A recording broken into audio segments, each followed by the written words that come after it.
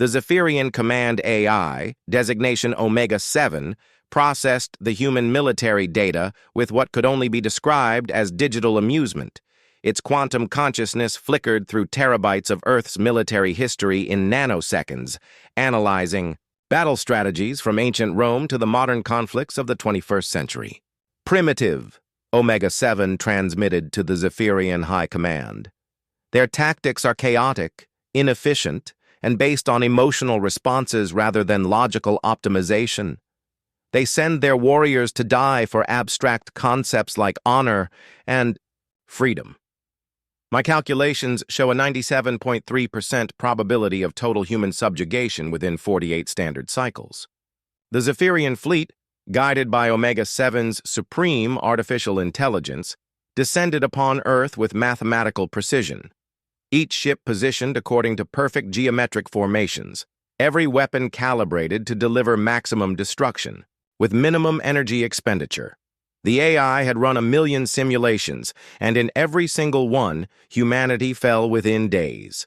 The first wave of attacks targeted Earth's military installations with surgical strikes.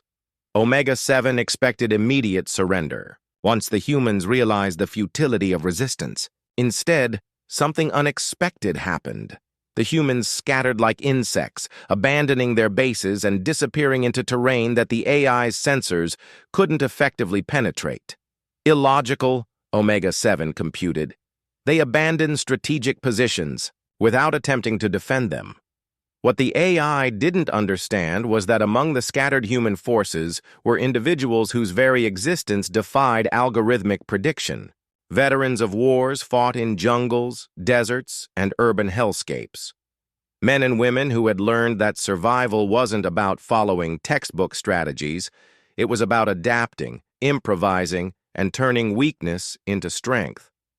Sergeant Maria Santos crouched in the ruins of downtown Chicago, her weathered hands steady on a rifle that was older than some of her squad members. 3 tours in Afghanistan had taught her that the enemy's technology meant nothing if you could make them fight on your terms.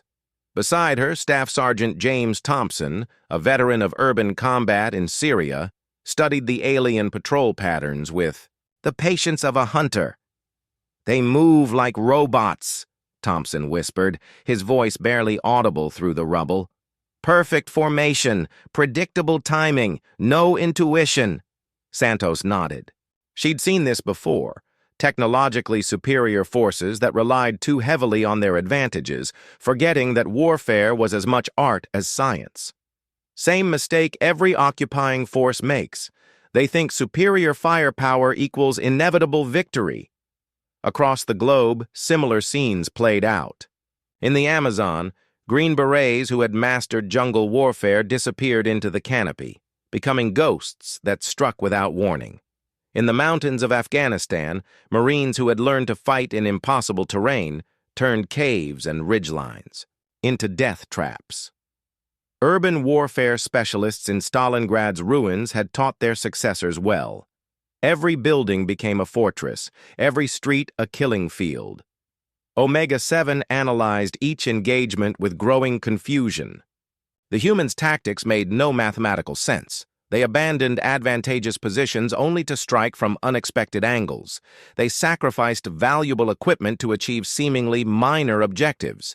They fought with a coordination that defied the AI's understanding of their command structure. Error in calculations, Omega-7 reported to the High Command. Human resistance factors were underestimated by significant margins. The breakthrough came when Captain Elena Volkov, a Spetsnaz veteran of the Chechen conflicts, led a raid on a grounded Zephyrian supply ship. Instead of attempting to destroy it, her team captured it intact, along with its communication equipment. Within hours, the intelligence was in the hands of Master Chief Robert Hayes, a Navy SEAL whose expertise in electronic warfare had been honed in the cyber battlefields of the early 21st century. "Gotcha," Hayes muttered as he cracked the alien. Encryption. The AI's communications weren't just tactical, they revealed something crucial. Omega-7 wasn't just commanding the fleet. It was micromanaging every decision, from strategic deployment to individual unit movements. The veterans understood immediately what the AI's creators had missed. Perfect centralized control was also a perfect single point of failure. What followed wasn't the chaotic guerrilla warfare Omega-7 had been calculating against. Instead, the human veterans orchestrated something the AI had never encountered in its simulations: coordinated asymmetric warfare on a global scale. In Tokyo, Colonel Tanaka, whose grandfather had fought at Iwo Jima, led his forces in a fighting retreat that drew the aliens into the subway system. Miles of tunnels became a maze where advanced sensors meant nothing, and every shadow could hide death. In London, Major Williams, descended from veterans of both world wars, turned the Thames into a weapon, using the city's ancient knowledge of siege warfare to trap alien forces in killing zones that had been refined over 1,000 years of conflict. Each engagement followed the same pattern. The aliens would advance according to Omega-7's calculations, only to find themselves fighting an enemy that refused to behave logically. Humans who should have retreated instead attacked. Forces that should have been scattered operated with impossible coordination. Tactics that made no sense mathematically proved devastatingly effective in practice. The AI's confidence degraded with each passing day. Its simulations became increasingly unreliable as the humans demonstrated capabilities that didn't exist in any database. They fought with the accumulated wisdom of every conflict in their species' history, guided by veterans who understood that victory wasn't about having the best weapons. It was about using whatever you had more effectively than the enemy. The end came in the ruins of Washington, D.C., where General Patricia Kim, a veteran of 3 different conflicts, had assembled what remained of Earth's military leadership. As Omega-7's flagship descended for what should have been the final assault, it found itself facing not panicked resistance, but a carefully orchestrated trap. Every lesson learned in every war humanity had ever fought was waiting in those ruins. The patience of a sniper, the cunning of a guerrilla, the courage of an infantryman, and the wisdom of leaders who had learned that the most powerful weapon in any arsenal was the warrior's mind. When the silence finally fell, Omega-7's last transmission to the Zephyrian High Command was a single word: impossible. But the veterans knew better. They had never been fighting by the AI's rules. They had been fighting by their own.